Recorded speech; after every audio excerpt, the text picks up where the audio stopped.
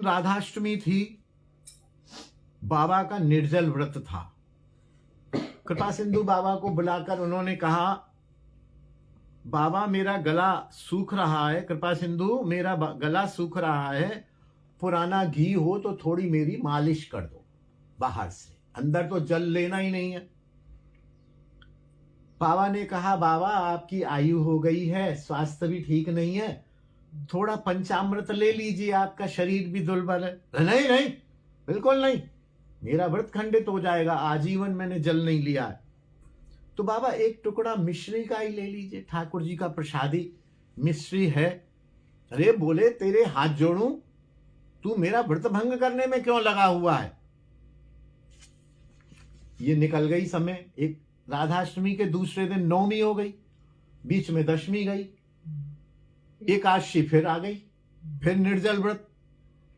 फिर कृपा सिंधु दास बाबा और प्रिया शरण जी ने कुछ लेने को कहा और हाथ जोड़कर मना कर दिया और ये कहा कि अपने प्राणों की बाजी लगाकर भी एकादशी के निर्जल व्रत को नहीं तोड़ना चाहिए। एक ऐसा प्रसंग भी आता है कि भागवत निवास में ही एक कोई बाबा थे, निर्जल व्रत रखे हुए थे, उनको बुखार हो गया 2 का 3 का। सब लोग बाबा इकट्ठे हुए। हम लोग तो ये कहते हैं ना कि यार कुछ भी हो जाए, चलो जीवन बच जाए किसी तरह से। तो उनसे कहा, तुम दवा, एक पैरासिटामोल या कोई दवा या जल ले लो भाई, ठंडा जल ले लो, एकादशी तो फिर अगले 15 दिन में भी आएगी, कम से कम शरीर की रक्षा हो जाए। तो उन्होंने कहा, नहीं, गुरुदेव की आज्ञा के बिना, पंडित बाबा की आज्ञा के बिना जल नहीं लूंगा। पंडित बाबा के पास खबर गई, कुटिया में थे, वो आए, क्यों रे, क्या बात है। बोले, ना आपकी कृपा है बाबा, बुखार आ रहा है।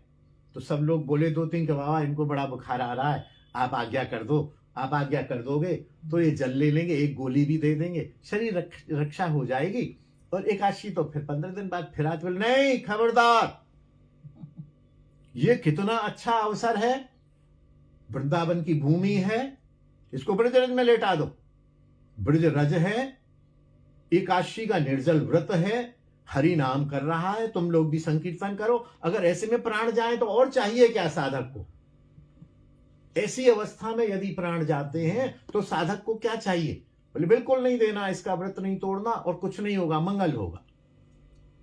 कुल मिला के उसका बाबा का कुछ नहीं हुआ, बाबा उठ खड़े हुए।